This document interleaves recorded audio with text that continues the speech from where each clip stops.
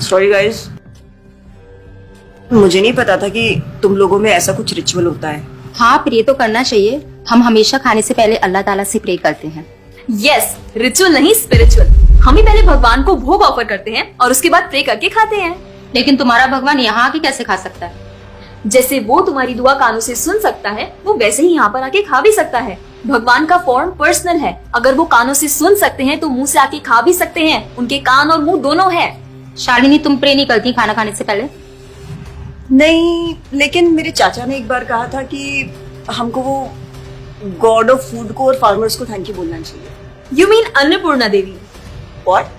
God of food. Yes, हमें उन्हें thank करना चाहिए और साथ में फार्मर्स को भी। But I believe in watering the roots. देखो, हम हमेशा क्रिएशन को तो अप्रिशिएट करते ही हैं, लेकिन हम क्रिएटर को ना अप्रिशिएट करना भूल जाते हैं। अभी सोचो, पानी ना हो, हवा ना हो, उपजाऊ मिट्टी या धरती माँ ना हो, तो फार्मर क्या कर लेगा? So I believe that we should be thanking the Creator, the Lord, who is providing us with all the basic necessities. Point. अब तुम किस किस को थैंक करेगा? वैसे भी तुम्हारे 33 करोड़ तो देवी देवता है। बताओ, किस किस को थैंक करेगा तुम? और शांति, तुम बताओ, तुम किस गॉड को मानता है? मैं ऐसे किसी गॉड को नहीं मानती, लेकिन I think Shiva is a big god. See, I am very sorry, but आपने अपने वो बड़े भगवान का स्टोरी तो सुना होगा ना, जहाँ वो अपनी मरी हुई वाइफ को शोल्डर पर लेकर पूरे इंडिया का चक्कर लगा रहा है। अब तुम मुझे बताओ, जो गॉड अपनी वाइफ के मरने पे ऐसे कॉमन मैन की तरह रोता है, वो गॉड हो सकता है क्या? अच्छा, may be, I don't know much about this story, but he is very famous and north में तो राम जी भी बहुत फेमस है ना। उनका स्टोरी तो तुमको पता होगा ना, सबको पता है। उनकी वाइफ को रावण ले गया था। हाँ, पता है। अब तुम मुझे बताओ, वो गॉड है? वो अपनी वाइफ को भी अकेला नहीं बचा के ला सकता। उसको अपनी वाइफ को बचाने के लिए भी वानर सेना की हेल्प चाहिए, और उस वानरों को भी तुम पूछता है। I am sorry. और गीता, तुम कृष्ण को मानती हो, और वो तो हर लड़की के साथ रासलीला करते रहते थे। ऐसा कैसा कैरेक्टर है गॉड का जिसे हर लड़की से प्यार हो जाता है? और वो खुद डर के अपना जन्मस्थान छोड़कर चले गए थे। गॉड को कभी डर लगता है क्या? और जिसे खुद डर लग रहा है, वो तुम लोग की हेल्प कैसे करेगा? शिट यार, this is so complicated and confusing. It is confusing because you are following the wrong path. It is very beautiful and sacred. I will show you the right path. Enough, Asifa. I know what you're trying to do. And Shalini, कुछ भी confusing नहीं है। You know what the problem is कि तुझे पता ही नहीं है, क्योंकि तूने आज तक शास्त्र ही नहीं पढ़े हैं। तो पता कैसे चलेगा कि क्या सही है और क्या गलत? जन्म कर्म च मे दिव्यम एवं योवेति तत्वतः त्यक्त्वा देहम पुनर्जन्म नैति मामेति सो अर्जुना। भगवान की लीलाओं को समझना इतना आसान नहीं है। उसके लिए शास्त्रों का अध्ययन करना पड़ता है, और वो भी एक प्रामाणिक गुरु के अंडर रह के उनकी शरण लेके।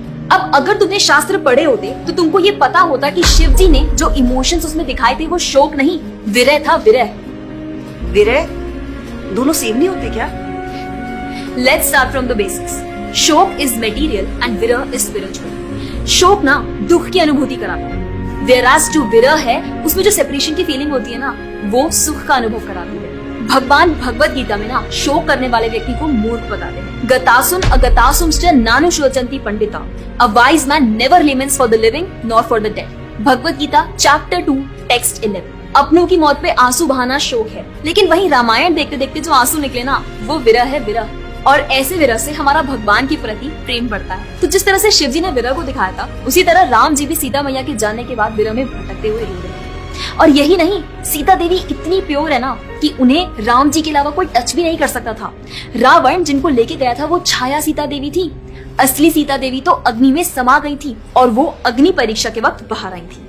और आसिफा, तू क्या बोल रही थी? भगवान राम को अपनी पत्नी को बचाने के लिए वानरों की मदद लेनी पड़ी थी। I mean, God is all powerful, right? हाँ, I mean, वो अकेले भी तो मार सकते थे ना। यार शालिनी, अगर तूने कभी रामायण पढ़ी होती तो तुझे पता होता, जब खर और दूषण आए थे अपने 15,000 ऐसे दानवों के साथ जो इंसान को खा जाते थे, उन सब के साथ राम जी ने अकेले बिना किसी की हेल्प के उन सब के चिथड़े उड़ा दिए थे। अब ऐसे राम के लिए रावण को मारना मुश्किल है क्या? हाँ, लेकिन बाद में वानरों की हेल्प क्यों ली? उनको अपनी सेवा में लगाने के लिए, उनकी ग्लोरीज बढ़ाने के लिए। अरे उन्होंने तो एक छोटी सी गिलहरी तक को अपनी सेवा में लगा लिया था। What? कभी पढ़ा हो तो पता हो ना। खैर, और हम हनुमान जी की पूजा इसीलिए करते हैं क्योंकि भगवान तक पहुंचने का रास्ता उनके भक्तों की सेवा है। जब भगवान देखते हैं कि मेरे भक्तों का गुणगान हो रहा है या कोई सेवा कर रहा है तो वो बहुत खुश होते हैं। जैसे मैं तेरी मॉम के सामने अगर तेरी तारीफ करूं तो वो खुश होती है ना। पॉइंट। इसी तरह भगवान हमसे खुश होते हैं जब हम उनके भक्तों की सेवा करते हैं, पूजा करते हैं। और रही बात 33 करोड़ देवी देवता की, आसिफा तो मुझे ये बता, what is your favourite genre in movies? Psychological thriller. और शालिनी तेरी? Romantic and comedy. एग्जैक्टली। जैसे हर किसी का अपने नेचर के अकॉर्डिंग फेवरेट जॉनर होता है, वैसे ही भगवान ने हर किसी के नेचर के अकॉर्डिंग व्यक्ति के लिए उसके नेचर के अनुसार वेद और पुराण दिए हैं। और उन्हीं पुराणों को फॉलो करके लोग अपनी देवी देवता की तरफ अट्रैक्ट होते हैं। और ये सभी देवी देवता भगवान की ही सेवा कर रहे हैं। जैसे रोशनी के देवता सूर्यदेव, हवा के देवता वायुदेव, बारिश के देवता इंद्रदेव। जैसे एक सरकार चलाने के लिए इतनी सारी पोजीशंस होती हैं, वैसे ही इस पूरे ब्रह्मांड को चलाने के लिए अलग अलग देवी देवताओं की जरूरत पड़ती है। तो मतलब वो अपनी पोजीशन का मिसयूज करेंगे, किसी भी लड़की के साथ कुछ भी करेंगे, रास लीला करेंगे। Stop it Asifa, now you are crossing the line. तुझे पता ही क्या है कृष्ण के बारे में? जो लोग बोलते हैं कि कृष्ण करे तो रास लीला है, हम करें तो कैरेक्टर ढीला है, उनको बोलो पहले भागवतम पढ़ ले। ठीक रास लीला से पहले भगवान ने गोवर्धन उठाया था।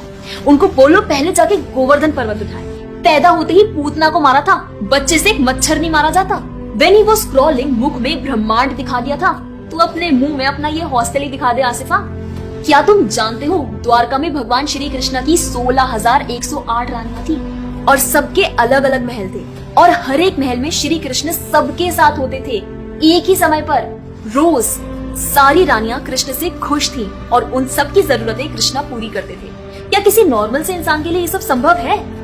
आज के टाइम पे तो एक ही नहीं संभलती, लेकिन उस टाइम सारी रानियां एक दूसरे के साथ खुश थी और उन्हें खुश कृष्ण रखते थे। क्यों? क्योंकि वो भगवान है। और रही बात ब्रज की गोपियों के साथ रास लीला करने की, तो इतना जान लो कि रास लीला के टाइम पर करोड़ों गोपियां थी और कृष्ण पूरे टाइम हर एक गोपी के साथ मौजूद थे और उनके साथ डांस कर रहे थे एक टाइम पे करोड़ों गोपियों के साथ। ये सब बहुत डीप लीला है और ये सब तभी पता चलेगी जब साधुओं के संग में रह के शास्त्रों को पढ़ा जाएगा। हवा में तीर चलाने से या सुनी सुनाई बातों पर यकीन करने से कुछ नहीं होने वाला। और रही बात अपने भक्तों को बचाने की, तो भगवान ने तो अपने भक्त परीक्षित महाराज को गर्भ में बचाया। 5 साल के प्रहलाद महाराज के लिए नरसिंह अवतार लेकर आए और उनको बचाया। यहाँ तक कि वो अपने गुरुदेव सांदीपनि मुनि के बेटे को मरने के बाद वापस लाए और उनको जिंदा किया। आई एम रियली इम्प्रेस्ड यार। हिंदू होते हुए भी मुझे फैक्ट्स पता ही नहीं थे। मेरे पेरेंट्स ने मुझे कभी इन सब चीजों के बारे में बताया ही नहीं। हाँ, पेरेंट्स की तो गलती है, लेकिन हम भी तो वही कर रहे हैं जो उन्होंने किया। We are not learning about our culture, not reading Ramayan, Mahabharat और भगवत गीता। आजकल तो ये सब कुछ रीड करना बहुत इजी भी है यार। Everything is available on our phones, and the problem is that we don't want to learn। और इसीलिए हमें कोई कुछ भी बोलता है